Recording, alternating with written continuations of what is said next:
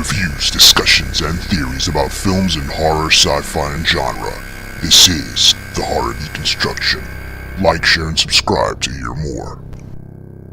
What's up, everybody? It's the Horror Deconstruction. Find us on Instagram, Facebook, most likely on YouTube. Give us a like, share, and subscribe. Hit that bell icon. Hit that thumbs up.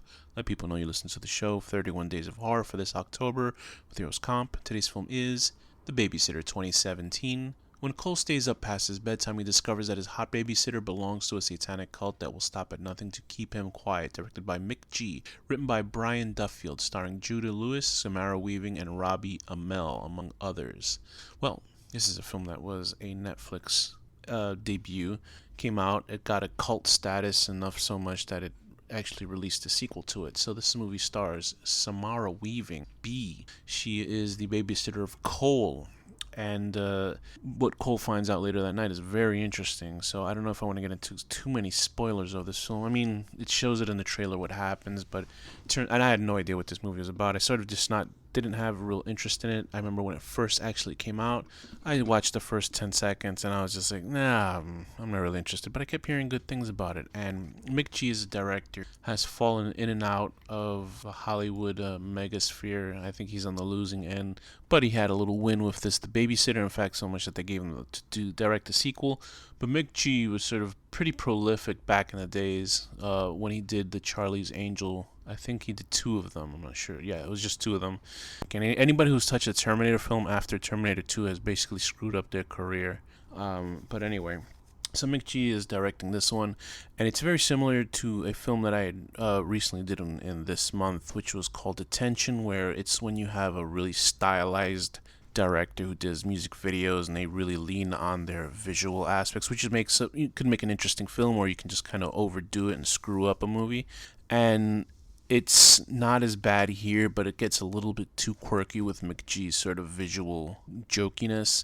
Like there's when a character notices something, then you'll see text pop up on screen to emphasize a joke. Like it's so radical, but it's just it's like cringy. And anyway, let's go meet the characters. So Judah is this young boy, and he has a little crush on his very beautiful babysitter B, who's played by the lovely Samara Weaving. Samara Weaving, I always forget, is the niece of Hugo Weaving, who is the Agent Smith from The Matrix. She is really genre friendly, and it's so funny because she looks like the actress who plays Harley Quinn, not in the Joker movies, but Harley Quinn, the other Harley Quinn movies like Suicide Squad and stuff like that. And she's a total doppelganger for that actress, and I don't know why I forget her name, but she's been in a lot of fun movies, man. She was in Ready or Not, Guns Akimbo, Bill and Ted Face the Music. Not so much fun, but really good was 3 Billboards. Outside of, I forget the rest of the name of the title, but she was great in that. She was in Mayhem, which was our first review for this year, I believe. She's great in that, and she's just so fun in everything that she's in, and she was obviously, getting bigger and bigger with her career. And I hope she just keeps getting bigger and better roles, and I hope she's just not limited to genre films, because obviously, she's just great. She's just a great actor, and she's fun in here playing an antagonist. And at first, she's very sweet and very kind film. And Judah is played really well by this young actor. Judah is the character. Sorry, Judah is the actor. The character's Cole, and Cole is played by a really good actor. Judah Lewis is really really good actor in this movie. He's like precocious. He's not annoying. You follow him. This becomes some sort of weird, evil, twisted Home Alone without all the wacky, traps, although there are some traps that he does play. So Robbie Amell plays Max. I think Robbie Amell's from like an MTV series. I don't know, I might be wrong, but it's some Wolf series or something like that. And he's like a motivated like psychopath, and he's always running around shirtless, which is his gimmick, which is pretty funny. Hannah Mae Lee, I swear I've seen her before. She plays Sonia, who's like a quiet art house type of girl. She's good in her character. Bella Thorne is actually very good in this. She plays a very vain, ditzy cheerleader who she's very funny actually in this. And it's so weird how she and Zendaya both came up on the same series, but then you see a complete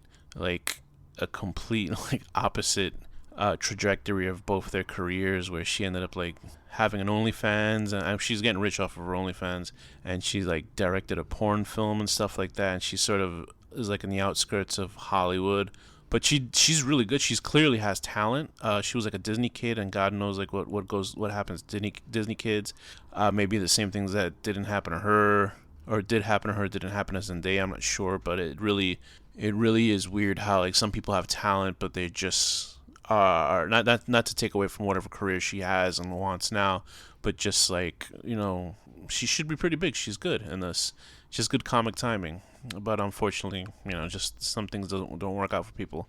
Emily Allen Lind plays Judah Cole. I'm gonna just keep calling him fucking Judah. Cole's his little crush, because she was friends with her. He's friends with her, and she like shot like 4 years later, but it's supposed to take place like a year after or something. But anyway, there's Andrew Batchelor, who plays John. He's supposed to be the funny guy of the villains. You might know him as King Bach when he was in Vine. I don't know if Vine was the original version of what TikTok is, so I don't know why Vine went away, but TikTok got humongous. I'm not sure. It's just maybe money into the company. And interestingly, Leslie Bibb is here. She's always fun and stuff. She was, if anybody remembers, she was in Iron Man 1. She played Iron Man's on and off little, side girl before he met Pepper Potts. There's also Ken Marino, who plays his dad, and he's in a lot of stuff. He's kind of one of those smug comedy guys, but he works good in this one. A really funny guy in this movie. Let me see where he's playing the father. Oh yeah, Chris Wilde. He's a guy that you've seen in a lot of stuff, and he plays the father of Melanie's character. So it's interesting. It's pretty graphic, surprisingly very graphic for this type of film, but I guess it's trying to go for that.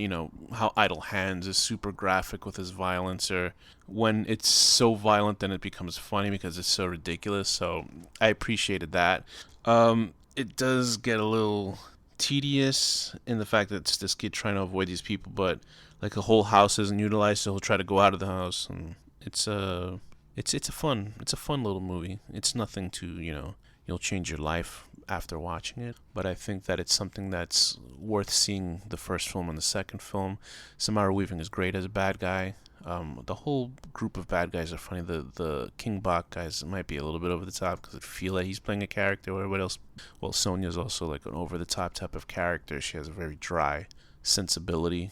Everybody is like going over the top with their characters. Am I kidding? But at least B and Cole are realistic in their roles, even though there's sort of archetypes of a good kid and his babysitter that cared for him, and all the situation was bad. So my only problems, honestly, are the sort of over the top camera trickery, and you can tell in post editing.